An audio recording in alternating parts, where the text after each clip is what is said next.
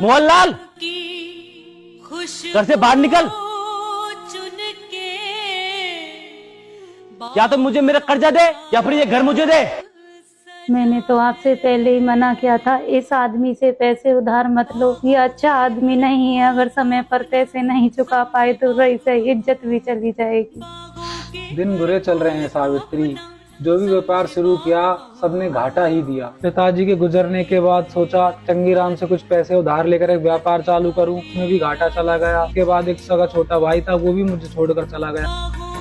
अब ये वक्त से पहले पैसे मांग रहा है, तो बताओ इसको कहाँ से दूं अपने पैसे। बाहर निकल, तुझे पैसे देने ही पड़ेंगे। आज तो इसकी इतनी बेइज्जती करेंगे कि ये घर इसको अपने नाम कराना ही पड़ेगा। अरे सुन रही हो कैसे भैया के लोग कपड़े फाड़ रहे हैं? बिना सोचे समझे लोगों से उधार लेंगे तो यही हाल होगा। आज मैं बड़ा खुश हूँ। पूरे 1 लाख रुपए लाया था, 10 महीने हो गए, देने का नाम नहीं है। बाहर पूरा मोहल्ला खड़ा होकर हमारी हंसी उड़ा रहा होगा। हे भगवान, ये दिन दिखाने से पहले तो मुझे मौत ही दे दे तू। अरे तू बाहर आ रहा है या फिर मैं अंदर आऊँ? तू देखती जा आज क्या ड्रामा होता है। बड़े ही लाड साहब थे, मुझे थप्पड़ मारा था ना उन्होंने, तो आज उनके साथ में यही होगा। ये लो जी, बाकी सब गहनों में से यही एक अमानत बची थी, इसे चंगीराम को देकर उससे कुछ दिन की मोहलत मांग लो। मौसम री तेरी ते हाय, मौसम री तेरी ते। क्या हुआ, तुम खुश नहीं हो? मूर्ख आदमी, बेइज्जती आपके पूरे खानदान की होगी। नहीं बल्कि हो रही है। वो 2 टके का आदमी आपके भाई की बेइज्जती कर रहा है और आप खड़े खड़े देख रहे हो। बड़ी अजीब बात है, आप उस पर हंस रहे हो। फिर से सजाए जब एक भाई की बेइज्जती होती है तो दूसरे भाई की भी इज्जत पर उतनी ही आंच आती है। जेठ जी ने उस दिन आप पर इसलिए हाथ उठाया था क्योंकि आप शराब पीकर मोहल्ले में हंगामा कर रहे थे। उस दिन वो आपका आपसी मामला था, इसलिए मैंने आपसे कुछ नहीं कहा। लेकिन आज इज्जत हमारे पूरे घर की जा रही है, मैं नहीं देख सकती। नहीं सावित्री, ये तुम्हारे सुहाग की निशानी है, मैं इसे नहीं ले सकता। मैं चंगीराम से वैसे ही हाथ पैर जोड़कर कुछ दिनों की मोहलत ले लूंगा, मैं इसे नहीं ले सकता सावित्री। मेरा सुहाग तो आप हो जी, मैं आपको झुकते हुए नहीं देख सकती। इससे अच्छा तो यह है कि मैं इस मंगलसूत्र का ही त्याग कर दूं। गले में काला डोरा पहन लूंगी, अच्छे दिन आएंगे तो मंगलसूत्र तो और बन जाएगा।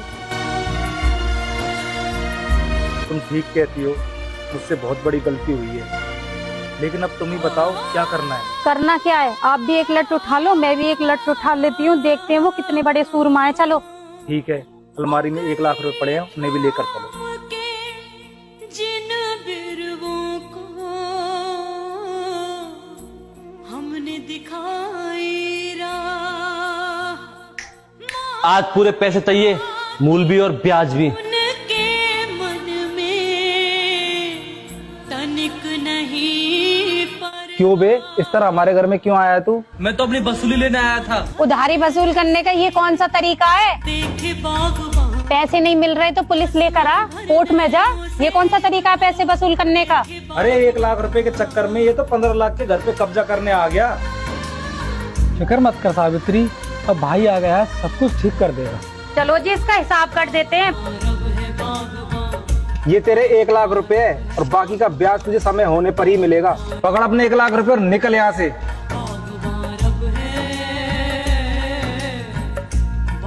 तेरा ये एहसान मैं जिंदगी भर नहीं भूलूंगा छोटे। मुझे माफ कर दो भैया, मुझे तो 3 साल पहले ही आ जाना चाहिए था जब आपका व्यापार डूब रहा था। मैं तो आज भी आपसे राजी नहीं था।